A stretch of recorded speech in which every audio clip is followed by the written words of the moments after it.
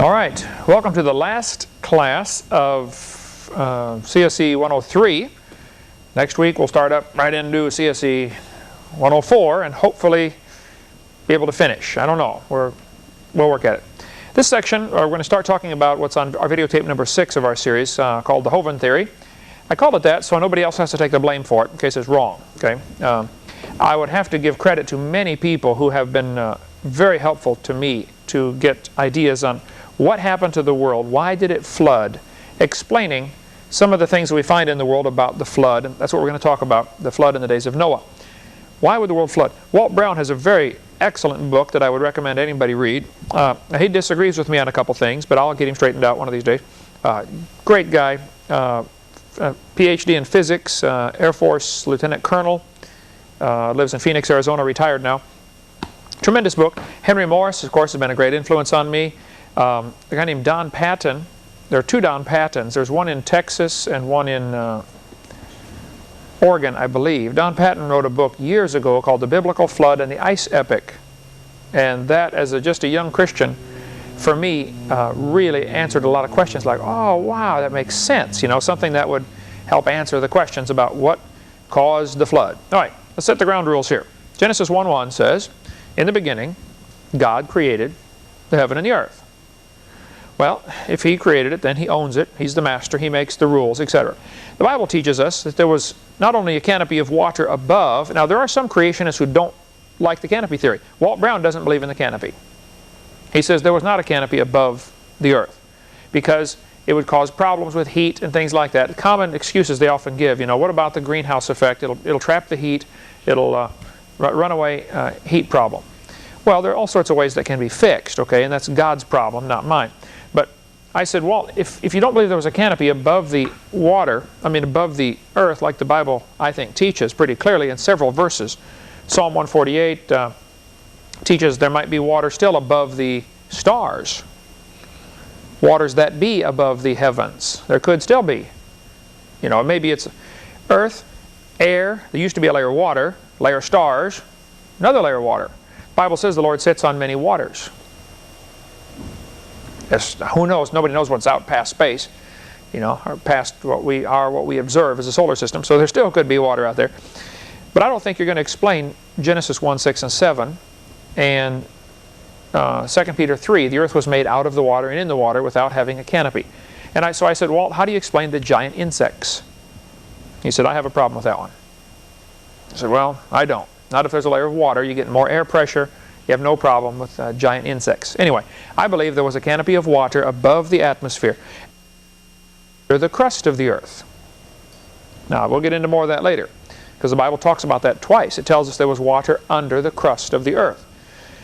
Before the flood, the people lived to be 900 years old, average 912.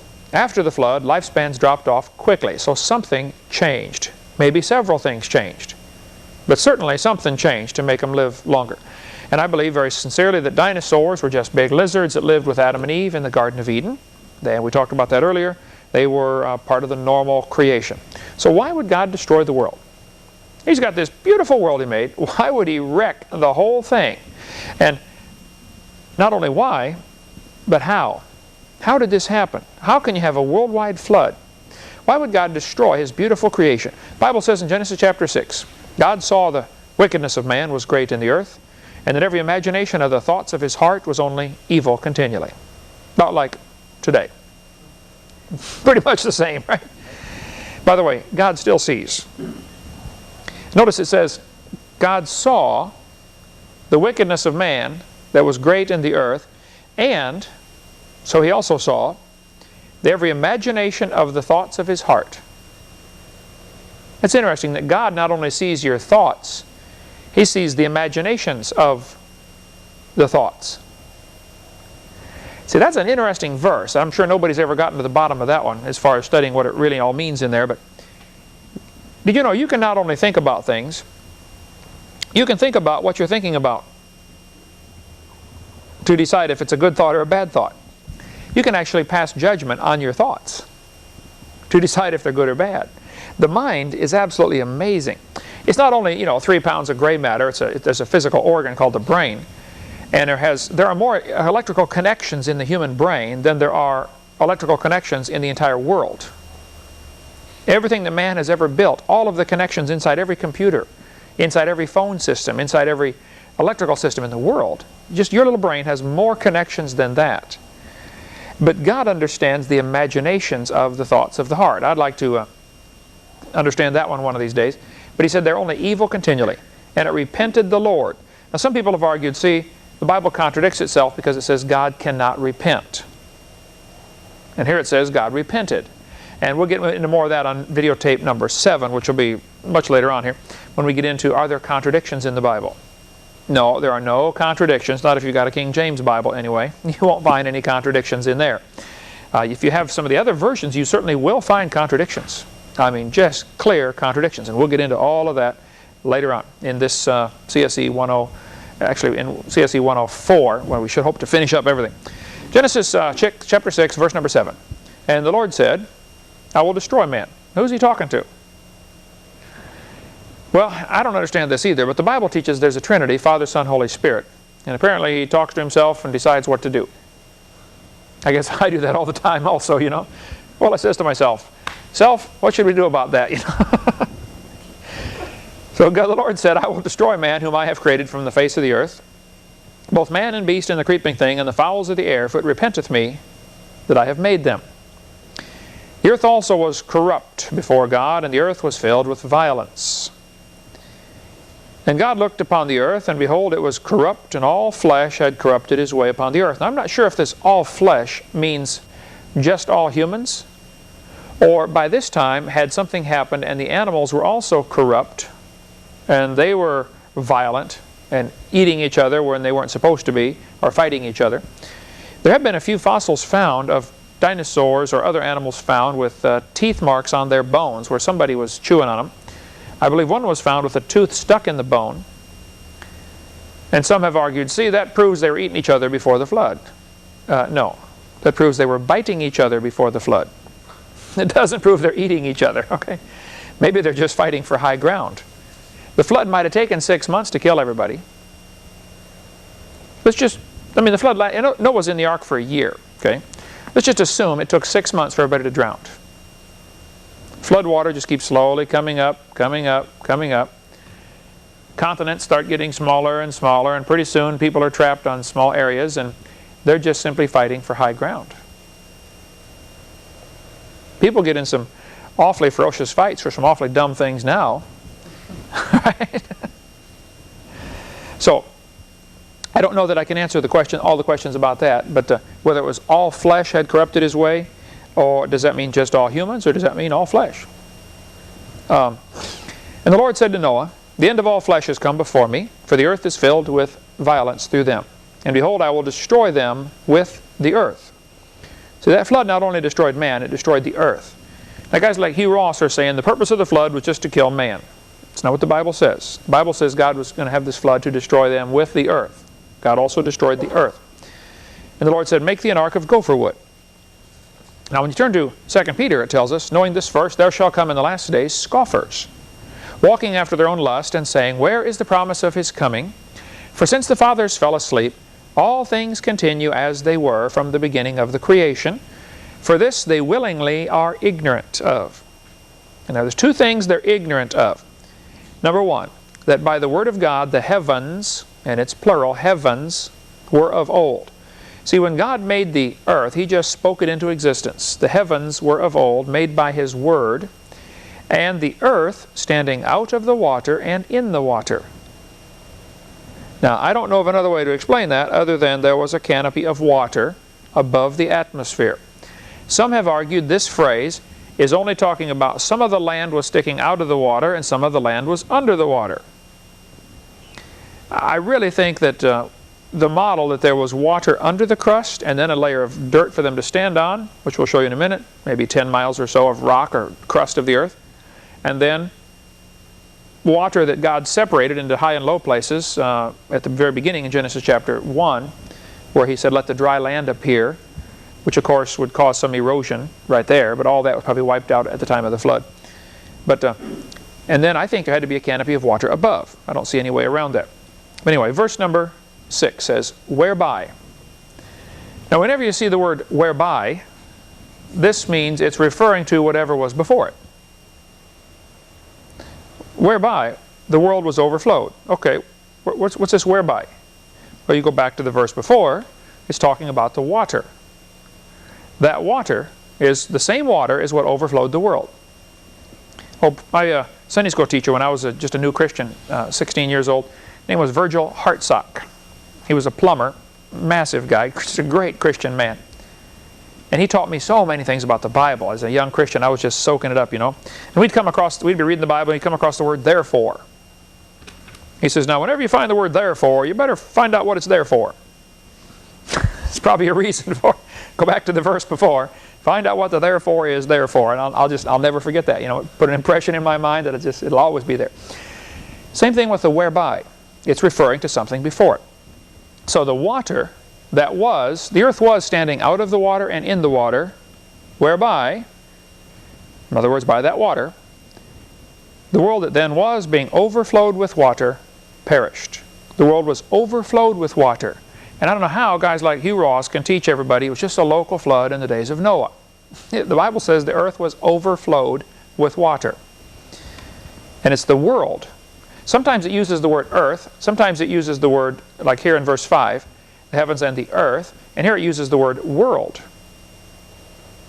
So the earth was overflowed, the world was overflowed, doesn't matter. The whole thing was completely covered with water. So we're going to try to answer some questions here tonight and for the next several weeks. Why did God use a flood? Why not just say, okay, everybody die? Wouldn't that save Noah a lot of work? I mean, why have a flood? Why make Noah build this huge boat and fill it full of animals and stay in there for a year? When I asked Hugh Ross the question, you know, why would God tell Noah to build the boat? If it's just a local flood, tell Noah to move. I mean, surely God could figure that out. And Hugh said, well, all of God's prophets in the Bible needed a platform to preach from. And so the ark was his platform. A 450-foot long platform full of animals and food? Right. Explain this to me, please. I don't get it. Anyway, he's so desperate. See, because I don't want to pick on Hugh Ross too much, but what he teaches is just plain heresy. And he's a nice heretic, but he's a heretic, okay? And it's just flat wrong, and it's seriously wrong, because it goes against so many other doctrines of the Bible. Like, why did Jesus die on the cross? If there's already death in the world before Adam came, then death was part of God's plan. Well, I get real nervous about that. You know, that looks to me, that puts our red flags in my mind anyway. So, I think some things we ought to consider concerning the flood. Number one, a flood left evidence. A miracle would not. I mean, if everybody had just died, and Noah's sons had survived, and Noah and his family, and then they would tell their kids, hey, the reason we're here the only ones in the world is because God made everybody die. After a couple of generations, people are going to start to doubt that, aren't they? Yeah, right. Everybody died? Sure. You just happen to be the only one, huh, Noah? Yeah, right. Sure. You killed them all, didn't you? Right? I mean, something like that would come up. See, the flood left evidence. We still find the evidence today. You go digging around just about anywhere in the world, you'll find fossils. You still see evidence everywhere you look. When they climbed Mount Everest, they got up to 26,000 feet above sea level and began finding petrified seashells. There's evidence of this flood everywhere. It's just yelling at us from the rock record. Okay. Secondly, the effects are here for all to see and to remind us of God's judgment on sin. Just like with kids, you have to constantly remind them certain things you don't do. Like my dad always had the paddle on top of the refrigerator with the handle sticking out just a little bit. When you go to get the milk, you see the paddle up there. Oops, that's right. Just a little reminder. We need reminded that God hates sin, or else we'll do it. And so everywhere you look, you see evidence. And I think we need to train our young people to look at the world as a reminder. When you see fossils, when you see Grand Canyon, these things ought to be reminders. Wow, God hates sin. But it's not anymore to the average student, is it? To the average student, these are reminders of the evolution theory, aren't they? That's how far we've got our brain off track from where it's supposed to be. Ought to be constant reminders that God hates sin. Thirdly, a warning time while Noah's building the ark gave them time to repent. It tells us in 2 Peter, while the ark was preparing. Can you imagine we don't know how long it took Noah to build the ark, okay? There are a couple of verses that people get confused. Turn in your Bibles to Genesis chapter 6. Genesis chapter 6, and I'll show you here a couple of only verses we have that really deal with this. And it came to pass, verse number 1, when men began to multiply on the face of the earth, and daughters were born unto them, that the sons of God saw the daughters of men, that they were fair, and they took them wives of all which they chose. And the Lord said, My spirit shall not always strive with man, for that he also is flesh. Yet his days shall be 120 years. Well, now wait a minute. People have made all kinds of crazy doctrines over this verse. Let's read what it says. Okay? The Lord said, My spirit shall not always strive with man. I'm not always going to argue with you. For that he also is flesh. Yet his days shall be 120 years. That's all it says. Now what does that mean? Some people have said, see, God said in the Bible nobody would live past 120.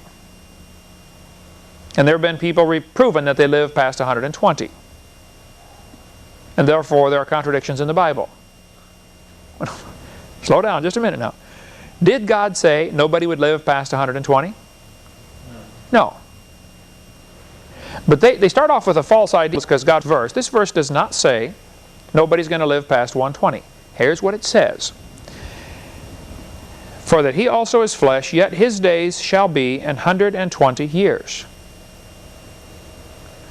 Is this God warning them?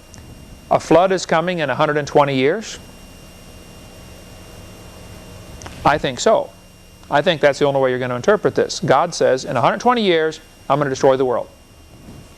But I wouldn't be dogmatic on that, but I think that's the best way to interpret that. And some people say it took Noah 100 years to build the ark. I think so, but I can't prove that either. The Bible doesn't say how long it took Noah to build the ark.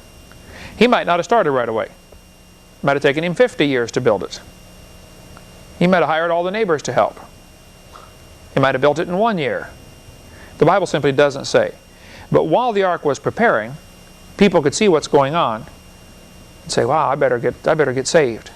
Now if you look at the chart that we have, the chart in the back of the seminar notebook, which tells how long they lived before the flood, the Bible has a verse that just really is, to me, a heartbreaker just a little bit. Back in Genesis chapter 5 and verse number 30.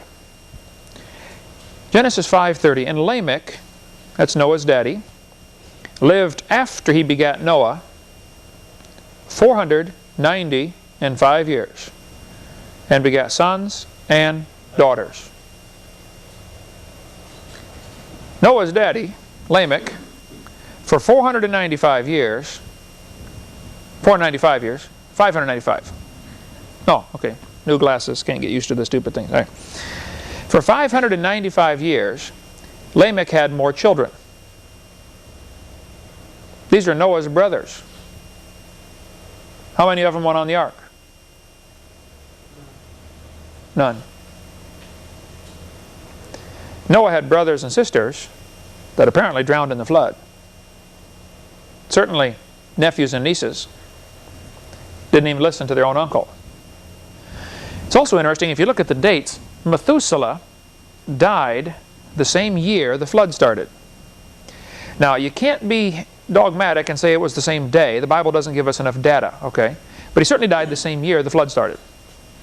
Anyway, this building of the ark, however long it took, gave them time to repent. Okay, what caused the flood in the days of Noah? What about Pangea? How many of you have been taught that all the continents used to fit together in a big supercontinent called Pangea? You ever heard of that before? Okay. What about Pangea? What about the Ice Age? Where does that fit in? And what froze the mammoths? I've got a mammoth, Eric, in the suitcase or in the box. Would you see if you can find that someplace around here? Maybe it was in the... Yeah, we had it for the kids out today. What would it take to freeze an elephant, a big, huge, hairy, hippie elephant, to freeze it standing up? Yeah, bring that up too. That's a mammoth tooth. And the mammoth vertebrae. We'll just talk about the mammoths here for a minute. How did the mountains and oceans form? Why would the world suddenly flood? Could it really rain enough to completely cover the world? I mean, is it possible to rain that much? Where did all the water go? And where is the evidence? One of my, actually my first, yeah, thank you, sir. My first debate that I ever did, University of West Florida, one of the students stood up in the audience. We had a question-answer time at the end. And this kid said, Mr. Hovind, is it possible to rain enough to cover the world? I said, today? No, no possible way. If all the moisture in the entire atmosphere condensed, it would probably rain about 2 inches all over the world. Even that would cause some problems. That'd cause some problems in some areas, but you figure the ocean would raise 2 inches. You wouldn't notice that, okay? If the land had 2 inches of water, you probably wouldn't notice it much at all.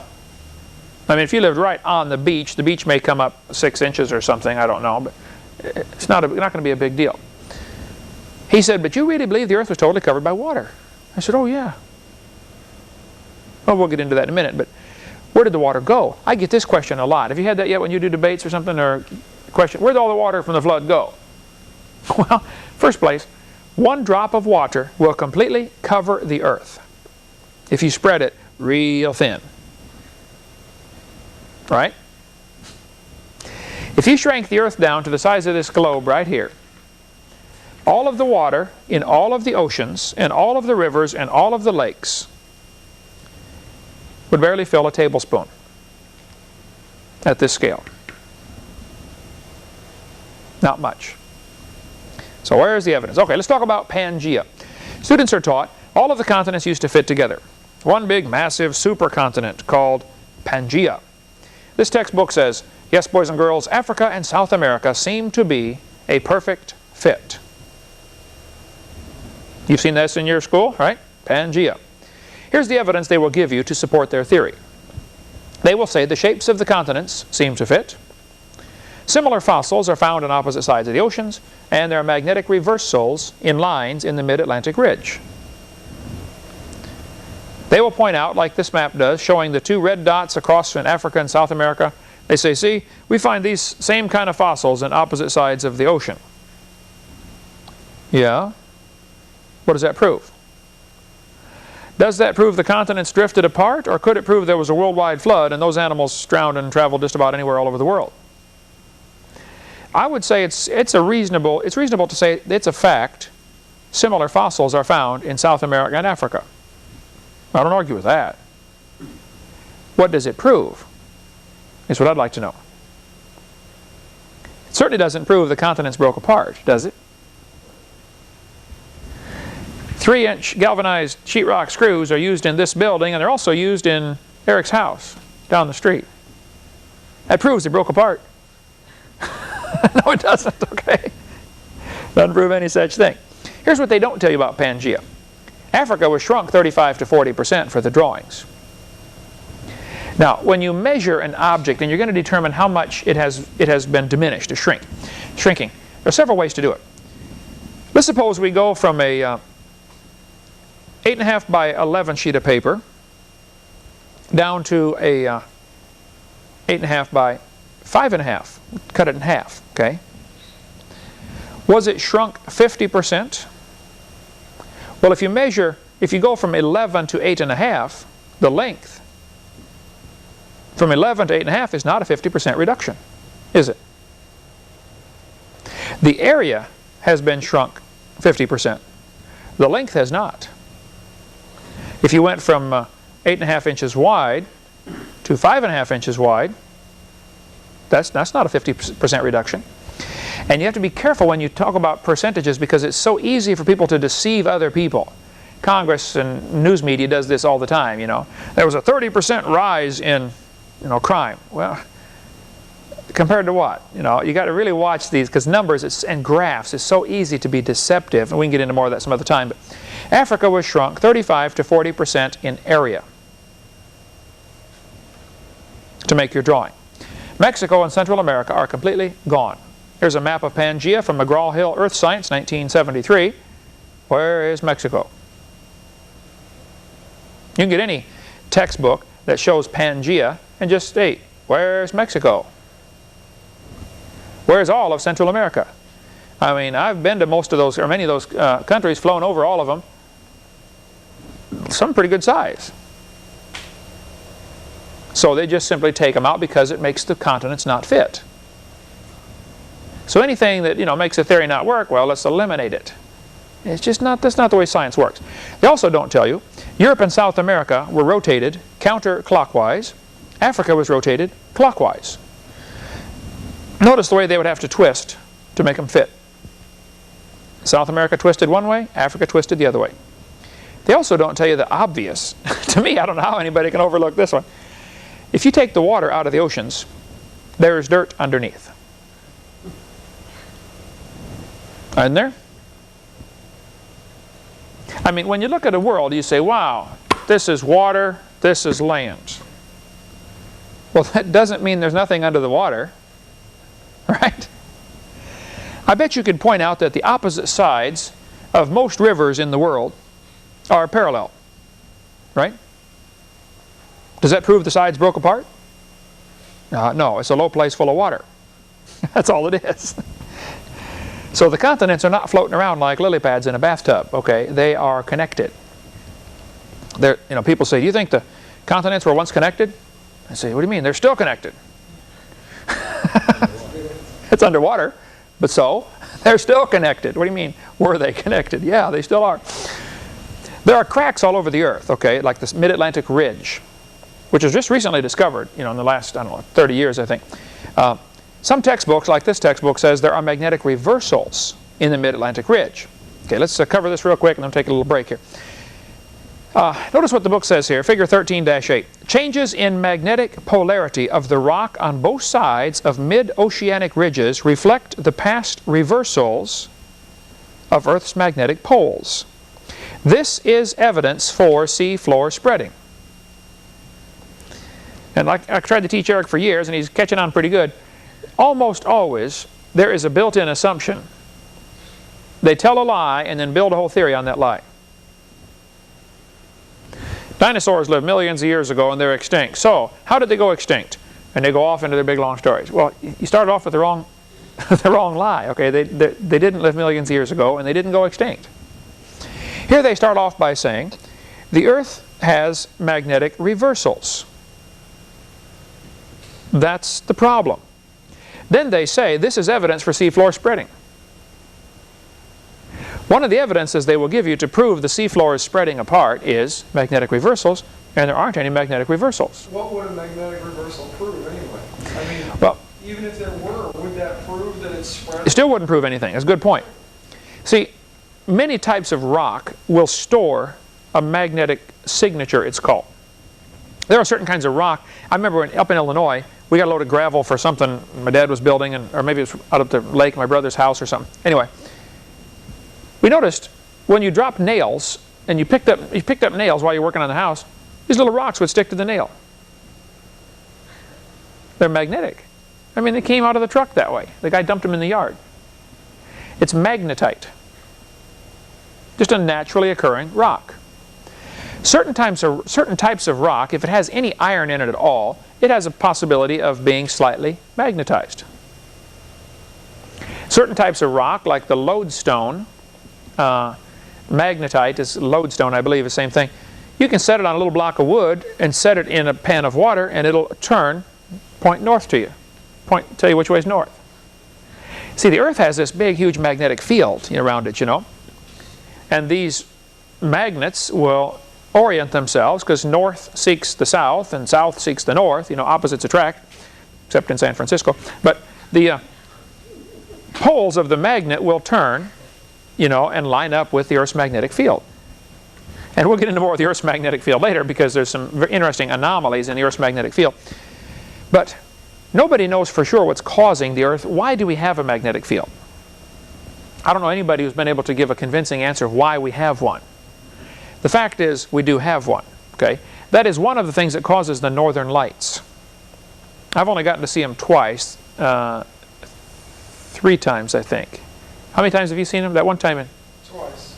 First time in South Dakota, both times in South Dakota. Both times in South Dakota. Occasionally, the northern lights are visible clear down, here. It's real rare. But generally, around the polar regions, the sky just lights up, and it's the most incredible thing. How many of you ever seen the northern lights? Becky, where did you see them at? In Pennsylvania? Man.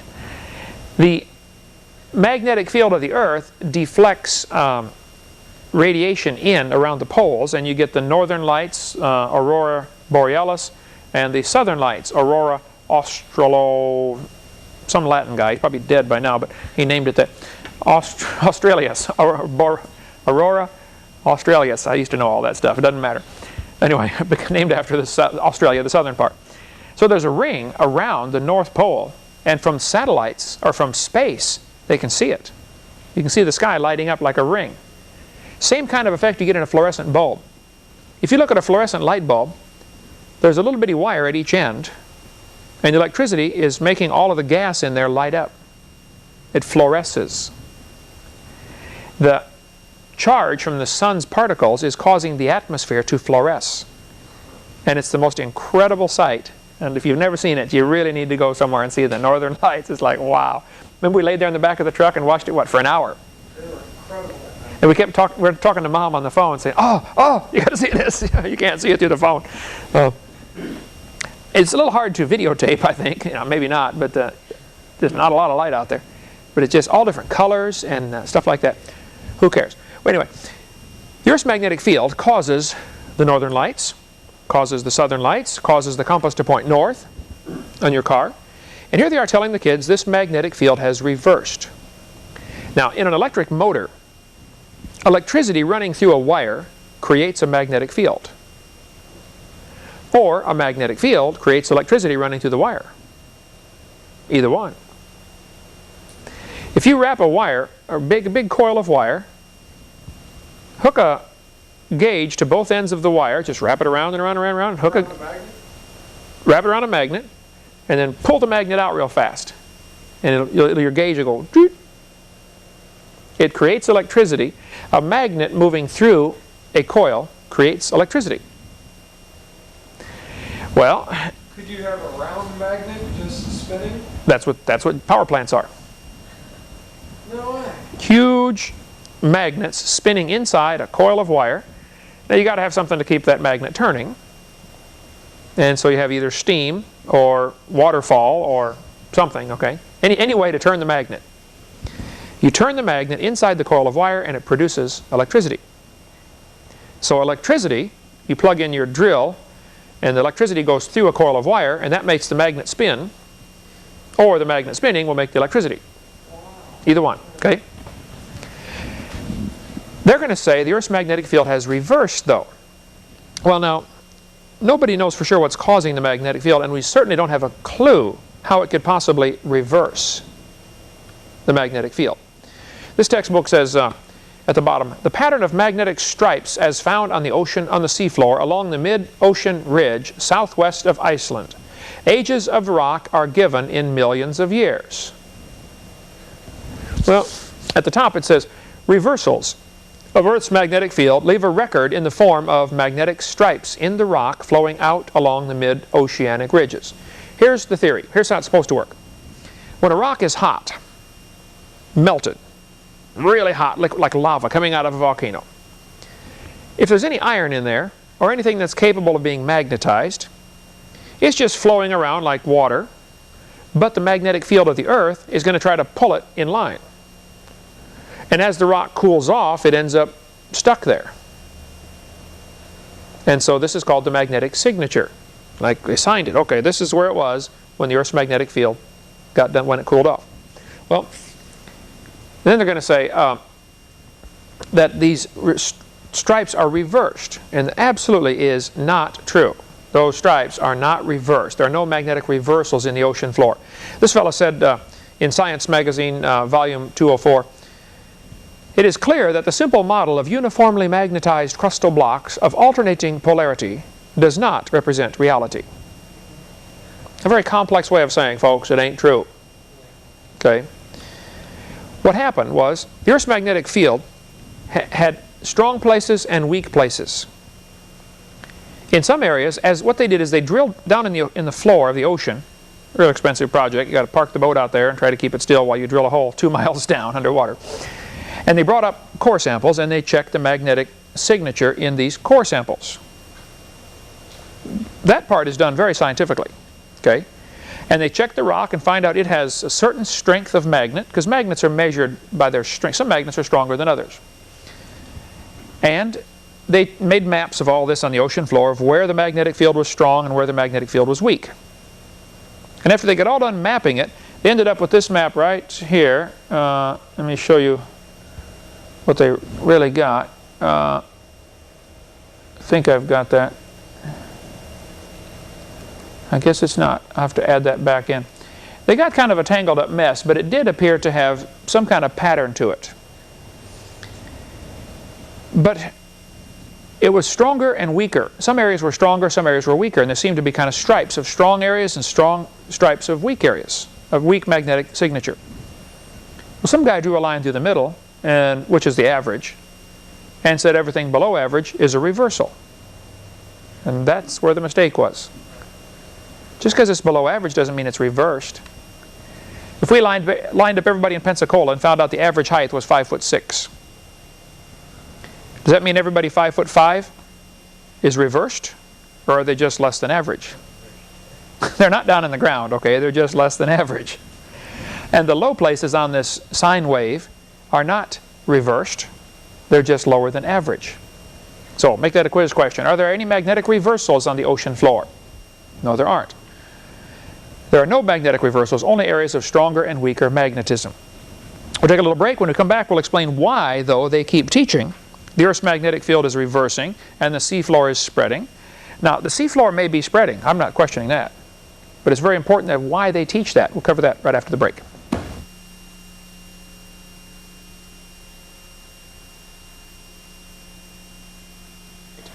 Let's continue here now, talking about the Earth's magnetic field. The Earth's magnetic field is getting weaker. In the early 1800s, a guy named Gauss, G-A-U-S, I don't know how to spell his name, G-A-U-S-S-E or Gauss, I forget, just one S. Anyway, Gauss figured out a way to measure how strong is the Earth's magnetic field. There's many different ways to measure the strengths of magnets. For instance, if you took a magnet and see how many paper clips it'll hold up. You know, to make a string of paper clips. Eventually, it won't hold the string anymore. It's not strong enough. A stronger magnet will hold a longer string. You can get an electromagnet like at a junkyard. The guy flips a switch and electricity goes through this coil and becomes a real strong magnet and picks up a car. Shuts the switch off, electricity stops flowing, car falls. The electromagnet only works as long as the electricity is running through the magnet. You can do that, you have them on your car if you have an electric door lock. When you hit the switch, it is sending electricity around a coil of wire, creating a magnet just for a second that pulls a metal rod down. When I was in electricity class in high school, I made for a project a golf ball return. You hit the golf ball, it flows into the hole, and it hits a little switch in the hole, which triggers an electric circuit and makes a magnet. I just had a steel rod, would go, there's a coil of wire and a steel rod. As soon as electricity went through there, boink, it would come out and hit the golf ball and knock it back out to you. You don't have to go get it. What a waste of time. First place, knocking the ball in the hole is a waste of time. But, right? Okay. But the golf ball returns that way. Just a little magnet, you know, just becomes a magnet momentarily. You can actually shoot a steel rod that way. It's a very inefficient way to do it, but it can be done where you have a rod and a coil of wire, you energize it, shoots the thing through. The problem is, when it gets to the middle, as soon as it gets past the middle, it starts pulling it back. So the trick is, as it's coming in, shut your power off so that it'll keep going. Otherwise it'll go and stop in the middle, which won't do any good. Okay, as far as shooting it. There's all sorts of other ways, more inexpensive ways to propel objects through space. But the Earth's magnetic field, ever since it has been measured by this guy named Gauss, it has been losing strength. it has now lost 6% of its strength in the last 150 years. Could the gravitational pull hold the atmosphere in? Gravity holds the atmosphere in. It has nothing to do with the magnetic field. Is gravity, okay. I don't think gravity and magnetic field are related at all. Is gravity declining at all? No, gravity's all staying the same as far as we know. Gravity appears to be directly related to the mass of the planet. How many pounds of dirt are here? That doesn't change. It's maybe increasing a little as more cosmic dust and stuff falls in, but it's insignificant. So magnetic field and gravitational field are totally unrelated to each other. Some planets have a magnetic field, and some planets and some stars or some moons have a magnetic field, some don't. I don't remember if the Earth has, if the moon has a magnetic field or not. We could look it up. If it does, it's not much of one. Okay. One of the Jupiter's moon, Ganymede, they discovered as they sailed out there past Jupiter, one of its moons has a real strong magnetic field. Most of them don't. They would all have gravity that would be directly proportional to their size. A bigger planet would have, or denser planet, more massive planet is the proper word, would have more gravity, but that would be unrelated to the magnetic field. Okay, the Earth's magnetic field has been declining. As they've studied this data, they said, okay, that means it used to be stronger. Right? How strong can the magnetic field get before you start to create a problem? Thomas G. Barnes was a PhD in physics and taught physics at the University of Texas, El Paso. I've spoken there several times at the university and in El Paso at different churches. Thomas G. Barnes is, I think, probably like 82 years old now. He's pretty old. Brilliant man when it comes to the Earth's magnetic field. He was considered one of the world's experts on the Earth's magnetic field. He said, the magnetic field of the Earth is declining. Here's the data. He said, this shows it cannot be more than 25,000 years old. We'll get into more of that in a minute, but according to Thomas Barnes, the magnetic field of the Earth puts an age limit on the Earth of 25,000 years. Now, those who believe in evolution don't want any age limits. They certainly don't want less than 25,000 years. Right? You got to have zillions of years to make your theory look good. I think it looks bad anyway, but even with zillions of years. But you certainly look really bad without zillions of years. So, factoid. The Earth's magnetic field is getting weaker. I've never had anybody argue with that one. Even the atheists will agree, yes, it's getting weaker. But, they say, that's only because it's getting ready to reverse again. What do you mean again? It never has reversed. So they teach the Earth's magnetic field is reversing because that's the only way they can get out of the problem. The fact is, it's declining. All we've ever measured is it's declining. Nobody's ever seen it reverse. We don't know how it could reverse. If you want to believe it did, that's fine, but that's not science. Psalm 24, verse 1.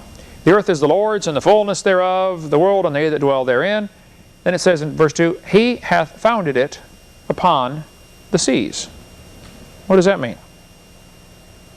Founded means where you put the foundation. He put the foundation of the earth, He founded the earth upon the seas. Strange verse, isn't it? Look at Psalm 136. To Him that stretched out the earth above the waters. Now there's another strange verse. Did He stretch the earth out above the waters? Now some people, especially back during the Dark Ages, say 500 years ago or 1,000 years ago, were teaching, most Christians didn't believe this, but some people were teaching the earth is flat and it's on top of a layer of water because of this verse. Is that what that verse says? No. It doesn't say the earth is flat and it's stretched out on top of a layer of water. I think it does say He stretched out the earth above the waters. So there was water under the earth. That doesn't mean under the earth like this, under the earth. Under the part we're standing on. Okay? A layer of water under the crust of the earth. That's the water, I believe, that came shooting out at the time of the flood. Look at Genesis chapter 7 and verse 11. In the 600th year of Noah's life, in the 2nd month, in the 17th day of the month, the same day were all the fountains of the great deep broken up, and the windows of heaven were opened. It's very important you notice the sequence here. Hey, can Andrew bring me a glass of water too when you get time? Notice the sequence here. First, the fountains of the great deep were broken up. Then, the windows of heaven were opened. Some people say, how can it rain for 40 days and flood the world? Here's typically what an atheist will do. Okay, a guy called me today, talked about this. He said, Mount Everest is 29,000 feet high. I said, yep, you're right. He said, in order for it to rain that much, it would have to be, you know, X number of inches of rain per day for 40 days. And it can't rain that much. The atmosphere won't hold that much. Plus, as atmospheric moisture turns to water, it releases heat. See, when you turn water into moisture, you add heat. You take water, turn it to steam, you boil it. You have to add energy. When the steam condenses back to water, it releases the energy. That is called the latent heat of condensation. As water condenses, it releases heat. And he said that much moisture to produce that much rain to cover Mount Everest would produce so much heat it would completely destroy the earth from the heat. I said, you're absolutely right. See, they do all the right calculations about how many joules of energy and how many, how much heat and all this stuff, but it's all based on a faulty assumption. Did the water have to cover Mount Everest? No. Mount Everest was under the water. How high were the mountains? How high were they before the flood? Was Mount Everest even there before the flood? We don't know any of that. Okay. One drop of water will cover the earth a mile deep. Or one drop of water will cover the earth if you spread it thin. And there's enough water right now in the oceans to cover the earth about 1.5 miles deep. The earth is 70% underwater. I mean, there's an awful lot of water out there. I flew back over to Pacific. You remember coming back from Australia. That's a long flight. I mean, it was hour after hour after hour. And the pilot came out and he said, folks, we've got a 200-mile-an-hour tailwind. We're going 750 miles an hour. I just thought you'd like to know. That's the fastest I've ever gone. 700, that's past the speed of sound. Of course, we were in the wind, so we were not breaking the sound barrier. But even at that incredible speed, it was many, many hours just to get across the Pacific. So I told Brian, my computer guy in my office, I said, Brian, the Pacific Ocean is huge. And in his typical wit, he always thinks several levels beyond everybody else, He says, yeah, and that's just the top of it. Wow, what a thought. It was brilliant. That was just the top of it. There's just an awful lot of water out there. So, when you figure that all the fresh water in the world, all the lakes, all the rivers, there's a lot of water there. It's about, what, not even 1/2% of the water in the world? Somebody, I forget the number now, it's like 99.5% salt water in the world. Is there really a decline in the amount of water? I mean, there's a decline in the amount of usable water. Yeah, usable. There can't be a decline in the water. Unusable water. Right. Is that something we really need to worry about right now? Well, in some areas it becomes a serious problem. Some areas are using water faster than they can get it. Southern California doesn't get much rain. I mean, there's been talk, like for Africa, some of the Arab states where it's just extremely dry, especially along this coast of Africa, there's been talk of getting icebergs from Greenland, dragging them down with boats and letting them melt. Because fresh water floats on salt water. Salt water is denser. Let the iceberg melt and pump the water off the top. That's how desperate they are. Other areas, like last night around here, there's plenty of water. Washed away the sod we put out here. You guys get rain over at your place? Man, I mean, I don't know how much we got, but it was a lot. Anyway, it's important to note, though, that the flood was not caused by the rain. Look what it says. The fountains of the great deep were broken up, and the windows of heaven were opened, and the rain was upon the earth 40 days and 40 nights. Later we'll see the water kept coming up for 150 days. Well, if the water comes up for 150 days, it's not all coming from rain, right? It came from inside the earth. The water that used to be under the crust of the earth came to the surface. Now, if you take a nice big juicy grape, set it out in the sun, let it dry out. The moisture inside the grape leaves. The skin of the grape stays the same size, only it wrinkles up, right? If there was water under the crust of the earth and it came to the top, the crust would fall down a little bit, causing a slight wrinkling effect. Same surface area now has to be wrinkled up in some of the waters on top in big puddles that we call oceans. It just came to the surface, that's all. Walt Brown's book, In the Beginning, has a really excellent section about what he calls his hydroplate theory. He thinks when God made the earth, there was certainly water under the crust of the earth. When it came shooting to the surface, it came out along cracks. The earth cracked up like an eggshell. I saw a slow motion picture that somebody did once of a balloon getting popped by a needle. They got to take these cameras and run them, a zillion frames per second and then play it back real slow, okay? And it showed the hole in the balloon, and the crack actually whoosh, went around the balloon. Of course, our eye can't see it, but with the slow motion camera, it was really cool. You could watch the crack race around the balloon. Same thing happens during an earthquake. The crack will actually move across the earth, sometimes at 2,000 miles an hour. This picture here shows Walt Brown's concept of what he thinks the earth was like when the fountains of the great deep were broken open.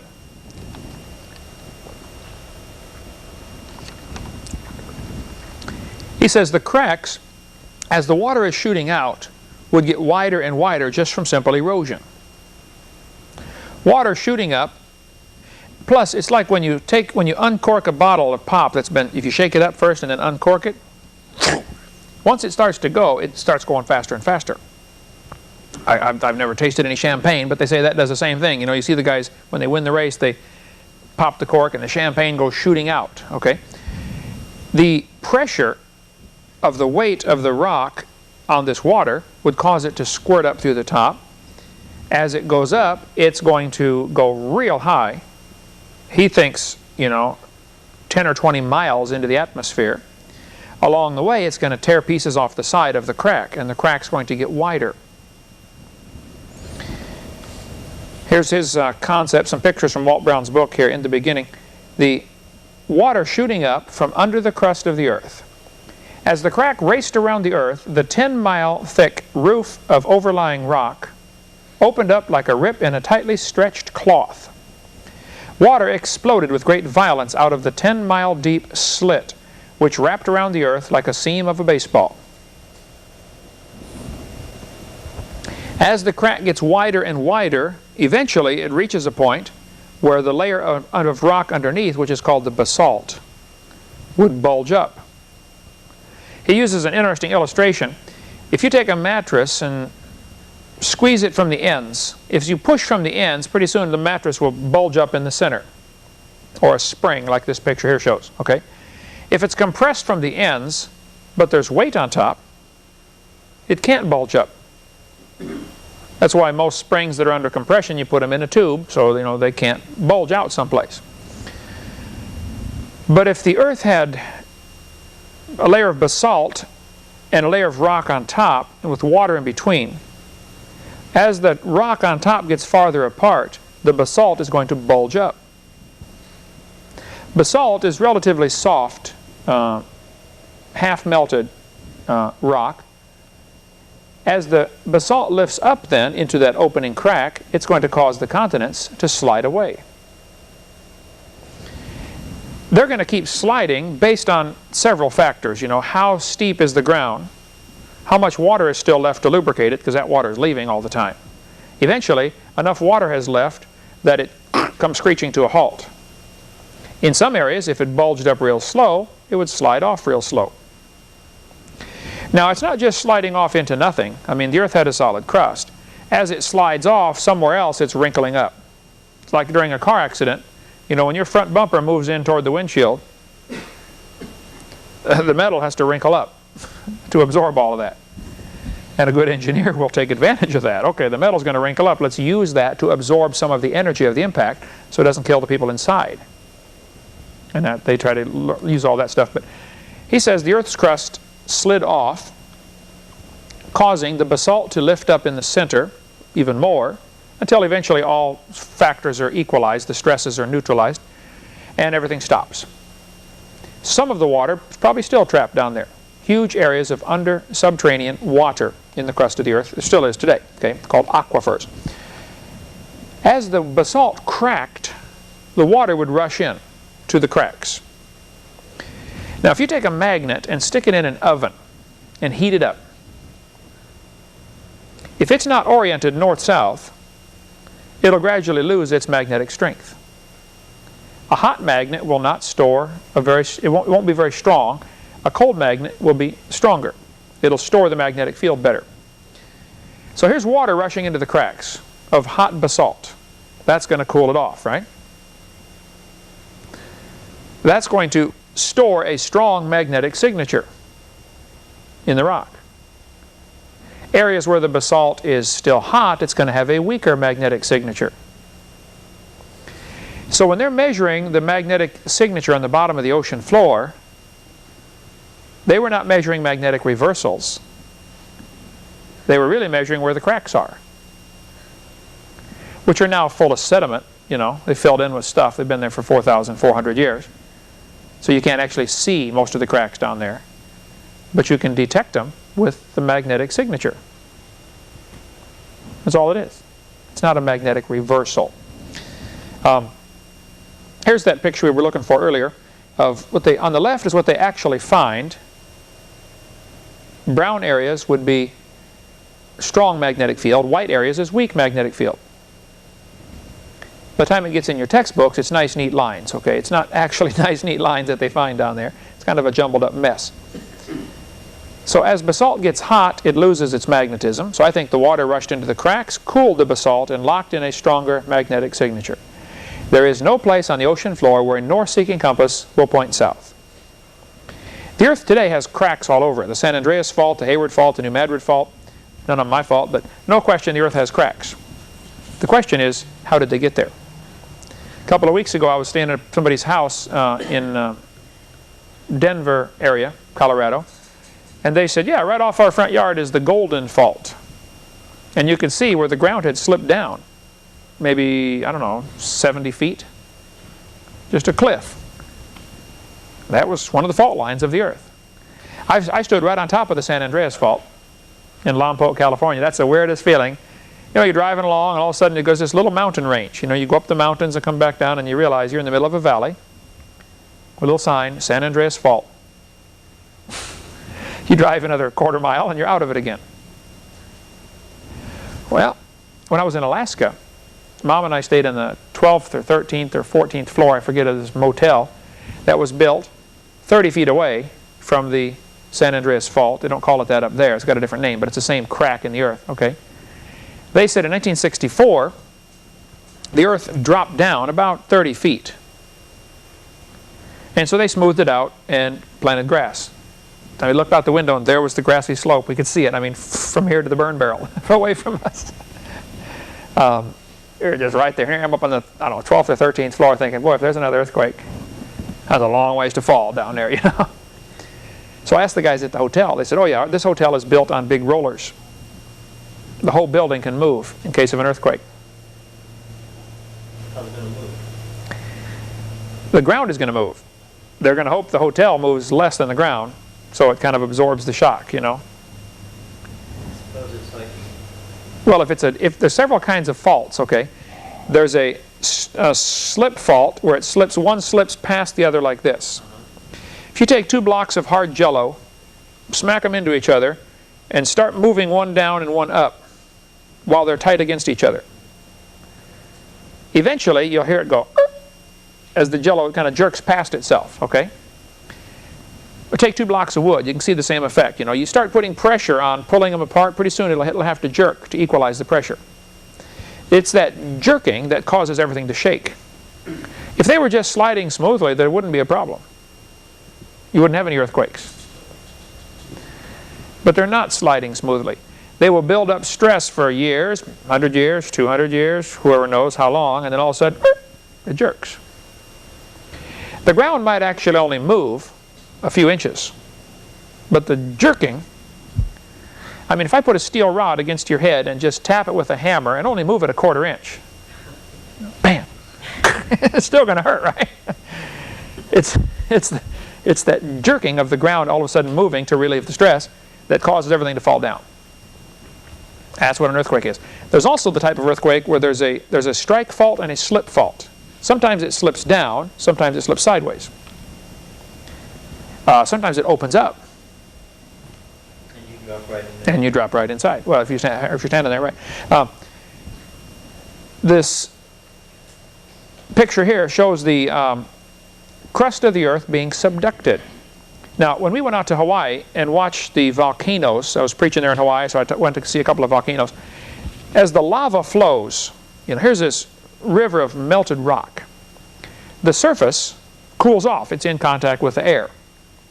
And it gets a skin on there, like when you're cooking gravy, you know, you get the skin on your gravy.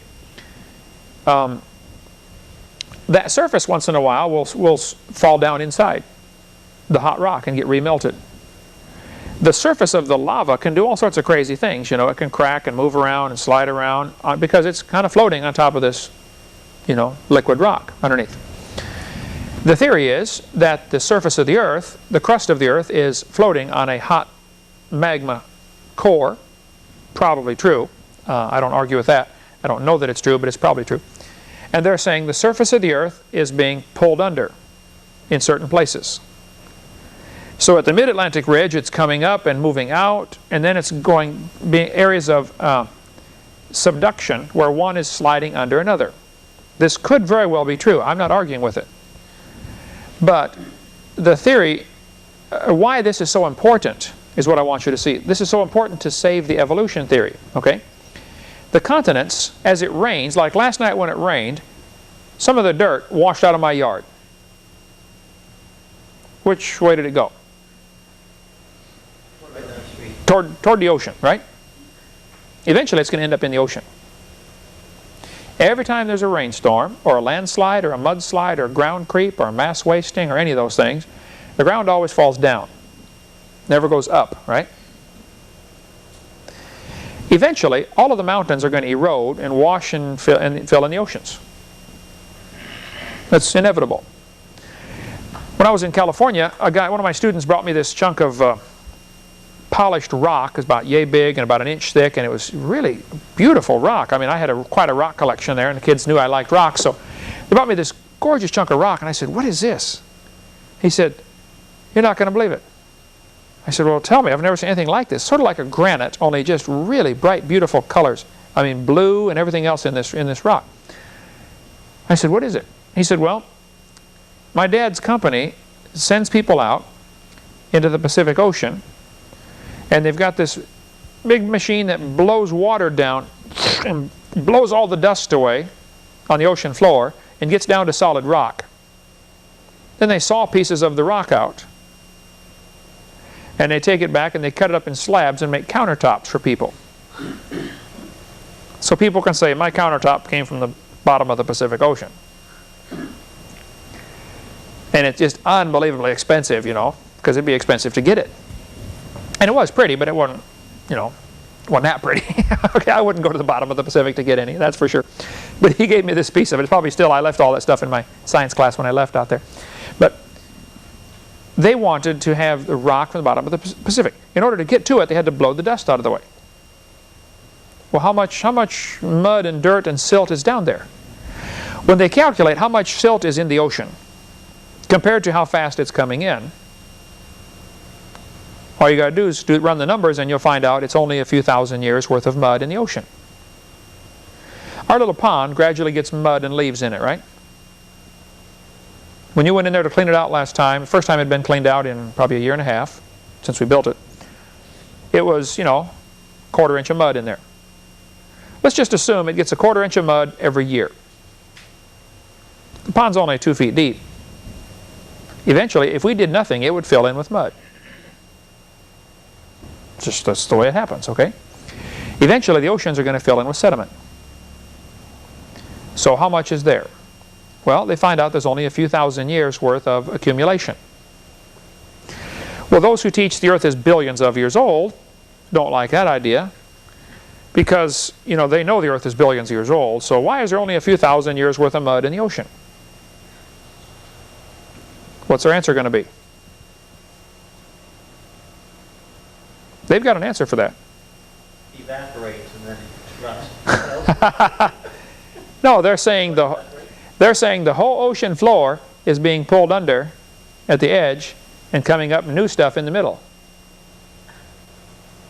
Just like a conveyor belt, it takes all the sediments down in, remelts them, comes back up, and so the ocean floor is constantly cleansing itself. That's why there's no mud down there. Okay, I suppose that's a possibility. But there's another possibility why there's only a few thousand years worth of mud down there. What would that possibility be? It's only a few thousand years old. That's right. That was a flood 4,400 years ago, just like the Bible says, and maybe that's why there's not much mud down there. But all the textbooks teach the continents are moving, and they say they're moving about as fast as your fingernails grow. Fingernails grow a little faster than toenails. I think it grows from where it comes out to the end, which is called the cutting length. I used to know the numbers for biology class. I think it's like 130 days or something like that. 3 months or 4 months it takes to get from here to here. If it takes 4 months to grow a ½ inch, or say it grows an inch a year, to pick a number, okay? If the continents are moving an inch a year, it's going to be pretty hard to notice. To try to figure out if indeed they are moving, when this theory came out about the continental drift, one thing they came up with was, they said, let's put a satellite up in what's called parking orbit, and we'll bounce lasers off it from America and from Europe. We'll both bounce lasers off this satellite, and we'll check the angle of our laser beam. If the angle is getting wider, then we're drifting apart. If the angle is getting tighter, we're drifting together. Sounds good. Problem is, as the laser goes through the atmosphere, it distorts it. If you ever look through hot air, like just above the surface of a hot blacktop, you see kind of the wavy lines, you know? That's called atmospheric distortion. That's what causes a mirage. Well, the laser going through the atmosphere is going to cause it to go off, bounce around, and go off course a little bit. Once it gets out of the atmosphere, hits the satellite, comes back, and goes back through the atmosphere. Just the atmospheric distortion of the laser is going to be a certain amount. Get this on the chalkboard here, can I do? A circle is divided up into angles, degrees. 360 degrees in a circle. Each degree, then, is further divided into minutes. 60 minutes in a degree. Each of those minutes would be divided up into what? Seconds. How many seconds would you think are in a minute? 60. Very good. Okay. Just the atmospheric distortion, just going through the 100 miles of air, causes 0.046 arc seconds of distortion. So the laser is going to be off. So here they are trying to figure out if the continents are moving by bouncing lasers off a satellite. And just the distortion is going to cause them to lose some of the accuracy. 0.046 arc seconds. After the satellite was up there for like 8 years, it finally, you know, you can't keep them up there forever. It fell out of orbit, okay? They noticed they had seen about 3 inches, they had seen no movement at all in 8 years. But because of that 0.046 arc seconds, it could have moved about 3 inches and they would not have noticed. Instruments weren't that accurate. So they said, well, it probably did move 3 inches in 8 years then. They didn't observe it, they assumed it. And it could have, I don't know. It wouldn't matter to me if it did. But if the continents did move 3 inches in 8 years, what does that prove? Here's their logic, okay? Okay, how far is it from New York to Portugal? Wow, from New York to the Azores is 2,600 miles. About 3,500 miles. Okay, 3,500 miles across the Atlantic. It's moving 3 inches in 8 years. How many years would that be to spread them apart? Millions and millions of years. And their math is right. It's their logic that's wrong. Okay, maybe the continents are moving. I don't know. Wouldn't matter to me if they are. If they're moving 3 inches every 8 years, we don't know that they are, but if they are, would that mean you would measure from New York to Portugal to find out? I mean, if you took the water out of the Atlantic Ocean, you would notice there's dirt underneath. Is all of the ocean floor recycled from the mid-Atlantic ridge? Well, the plates are moving, but that does not prove they've always been moving. It doesn't prove the rate's always been the same. And students ought to be told there are other options to explain this. For instance, here we are in Pensacola, Florida. Interstate 10 runs from Los Angeles to Jacksonville. I've driven on every inch of Interstate 10. It is a long road. If I go up here to the interstate and see somebody headed east at 70 miles an hour, first place, if he's going 70, he's going to get run over, right? From behind. By us, that's right. Good, Eric. Does that prove he started in Los Angeles 4 days ago? No, he might have just got on at the last exit, right? If we see the continents are moving, does that prove they've been moving for millions of years? No. They might have started moving at the flood. If the fountains of the deep broke open, continents slide away, gradually slow down, and we're still today seeing the slowing down. The Earth is still getting adjusted. It got hit pretty hard 4,400 years ago. Had a rough life. Things are still settling in, still moving once in a while, still have an earthquake once in a while. It's all still settling from the flood. That is, I think, just as reasonable of a theory. Next week when we come back, we'll take up with more on the continental drift and on the flood. And next week we'll start our CSE 104. So if you know anybody who wants to come join the class, tell them to come on. We're doing it, getting it on tape. We have about 200 students, I think, now total, don't we, Becky, in all the classes? In CSE 101 and 102. And, yep. So hopefully it's been a blessing, and get more on that next week. Okay? Thank you so much.